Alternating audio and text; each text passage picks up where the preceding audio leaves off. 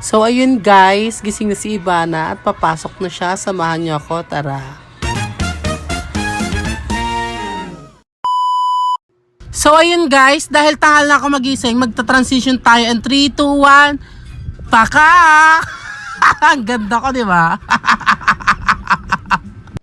So ayun, nagising kasi ako ng 4 AM and then natulog ulit ako. Then pagising ko, 6 AM na ng umaga. Malapit lang naman ang school namin. Pwede siyang lakarin at pwede rin siyang gapangin. Eh si bakla, anong oras na nagising? Ngayon bakla, nagkukumahog ka. Siyempre kahit late na, vlog pa rin. Diba? Kalaka!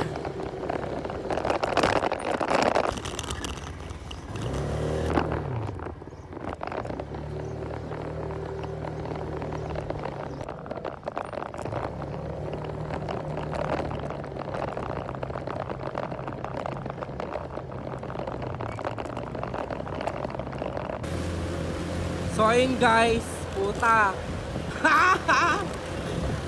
Nabutan na ako ng liwanag. Time check tayo, it's 6:10 na ng morning. Like what the fuck, wait na ako.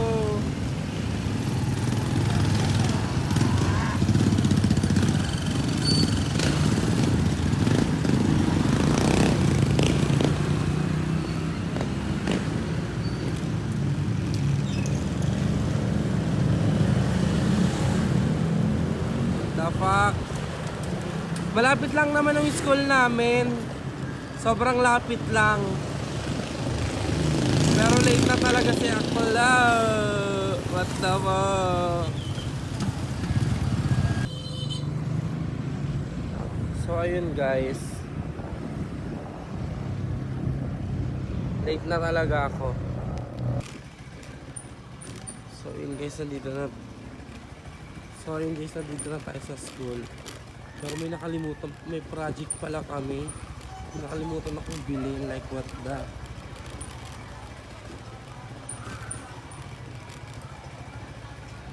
Guys, late na ako pero bibili pa ako ng egg. Pabili po. Pabili nga po ako ng itlog. Isa lang po. Magkano sir? 10. Wait lang po.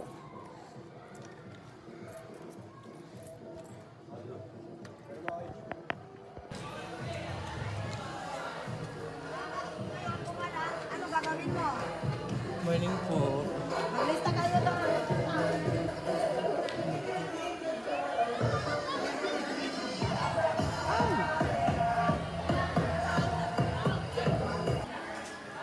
As you can see, nakikita nyo naman na late na talaga si Ganda. Then nagpaalam din ako sa mga teachers ko and especially sa aking advisors kung pwede ako mag-video or mag-vlog sa loob ng room. Then tinry ko siya sa first subject ko na nagbi-video ako, sabi ni ma'am. Pwede naman daw mag-video pero wag ko daw siyang isasama. Bakit kaya? Siguro spicy ma'am in Sean. Charis. So ayan, sinabi niya bawal daw ako mag-video pero nag-video pa rin ako. Pero hindi naman nakasama yung mukha nila. So ayan, kunwari nakikinig ako sa teachers ko pero ang totoo, iniisip ko si Crush. Pero charis lang, nakikinig talaga ako kay ma'am, no? Di ba ma'am? So pagtapos ng Filipino subject namin, ang sunod niyan is recess. The exciting part. Totoo yun. So ayun guys, mag-break time kami, kasama ko si Nget pa. Yes, Nget pa. Hello ka naman, Nget pa. Hello, lasing. Ito, ang over. Ganda ni Nget pa, no? Nget pa talaga siya. So ayun guys, may rest na namin. Hello, ang pogi. The fuck, ang pogi. Videohan natin. Ang pogi niya, guys. Bakla, sabihin. 25 na lang. 25 pesos lang po. 25 pesos. Sarap yan, promise. Sarap po yan. Ano yan? Parang biko. Ha? Biko. Sino gumawa niyan? Gigilingan ka namin. Sino gumawa niyan? Magkano? 25. May libre bang kiss yan? Bakit? Wala. 300. Huwag yun. 500. 25? Dami. Isa lang. Uy, wala. Keep the change. Keep the change. Wala. Ah, sige, okay na yun.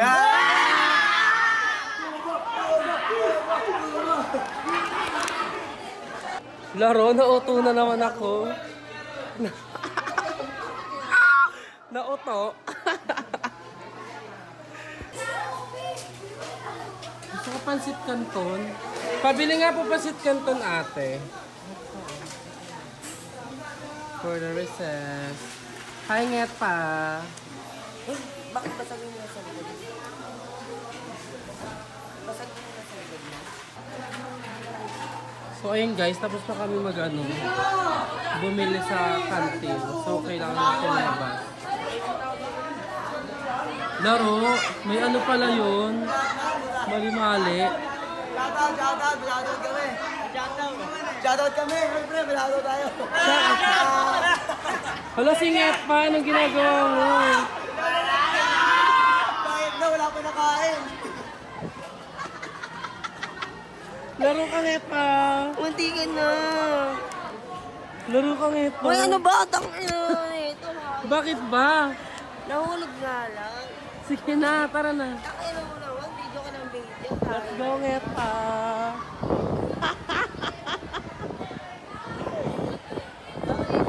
Nget pa, ang ganda mo dyan.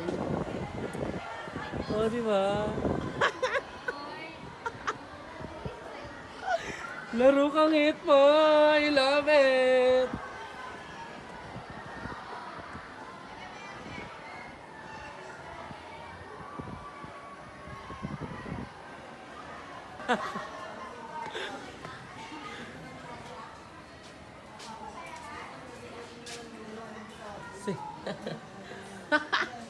Singet pa. Ganda mo ang babae. At sa mga nagtatanong at sa mga hindi nakakaalam kung bakit wala po kaming classroom at saka bakit sa labas lang kami nagkaklase, kasi kami po yung mga estudyanteng tinatawag na OH or tinatawag na Open High School. Kami po yung mga student na yung iba may trabaho, yung iba may mga edad, at yung iba maagang lumande. Charis lang. Hindi, yung maagang nagkaroon ng anak sa murang edad. So kami po yun ang tinatawag na OH. Pero iba po ako sa kanilang lahat.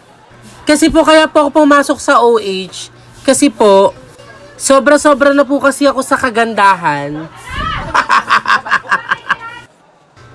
So habang wala pa kaming teachers, pagtitripan ko muna yung iba kong classmate like, "Arar, you're so very beautiful."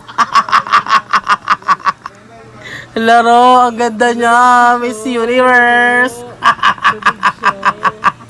Hello. Sana pag nakita mo to, wag kang magagalit sa akin. So ayun, nag-start na ang aming next teacher and then tapos na po ang aming recess. And then oras na para makinig ulit kay ma'am. Papaligo ma'am kasama? Papaliguan ko yung baby ko. Tapos picture ka. Yes. Naka 2-piece. Okay. Sige, ganito ha. Okay. Paano ang magiging puntos yan? Kailangan hindi siya mabasa. So kapag nabasa siya, 5 consecutive days na siya kahalagaan.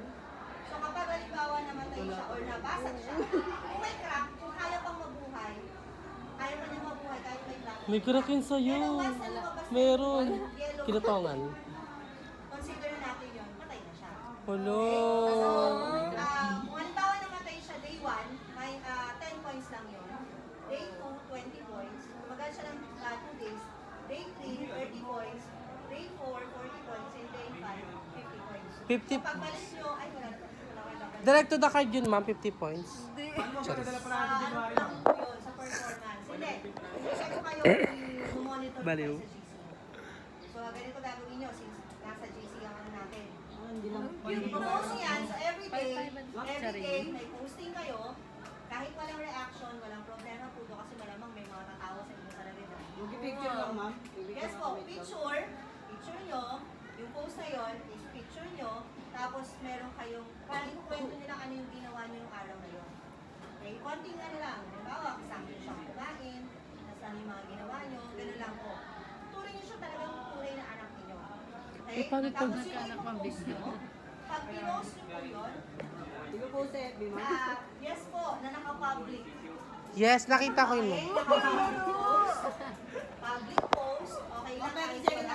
gagamitin? Tayo mga hiya-hiya sa mga gawain natin, no? Okay lang po kahit walang reaction. Basta naka-public siya. At kahit kung tayo friends ko ng problema kahit hindi mo kayo. Basta ang mangyayari po kasi doon, after 5 days, na-complete niyo yung 5 days na nakapag-post kayo, screenshot niyo po yung post na nababasa yung mga nilagay niyo po doon. Print niyo yun. Para mas madali, para hindi kayo ano doon sa... Pagtapos ng 5 days, ma'am, saka ipopost. Okay po. Hindi. Everyday kayo mag-post. Yung pag-screenshot after 5 days. Tapos saka Ay, okay? Sa printing, wait lang. Sa printing, pwede nyo, basta pwede nyo pagkasyahin yung 5 days sa isang papel, sa isang long bond paper, basta make sure na nababasa po yung nakalagay na story niyo. Pero kung hindi, mag-other page kayo. Okay? Tapos may bibigay ako sa inyo mga questions, yun yung sasagutin niyo bilang reflection niyo. Okay? So, ang tawag po, ang title po ng activity niya is Life Experience. EGG Experience. Okay? ma'am. Ha? Malungkot to eh. Kailangan na po. Pag namatay, ma'am, iiyak kami. After 5 days, So, Iiyak kami. Isa pa. Kailangan matapos yun ngayon. Ngayong oras na to, sa oras ko. Kailangan maayusan nyo yan. Magmukha yung bata sa paningin nyo. Grabe naman. Kung ano mang maging itsura ang gagawin nyo dyan. Kasi pipirmahan ko po yung picture na yan. Hello! Kasi kapag Itlog ni BFT. pinasa nyo sa akin yan, after, pinakita nyo sa akin yung picture ha, after Kailangan 1 week, ganun pa din. next Thursday, send nyo sa akin sa GC, kailangan makita ko nandun pa rin yung pirma ko. Kasi pwedeng may chance na nabasag yan at gagawa kayo ng panibago. Yes! Kasi siya, Paano pa? Ba't may bulbul yung baby mo? Sa ngayon. Pero ano? Sige na, tapusin ano yung Dalita. Hoy! Mapi nyo! So ayun guys, hindi na ako nakapag-video ng ng iba kasi sobrang dami naming activity yung ginawa. So ayun guys, uwian na. Siguro hanggang dito na lang. Bye-bye!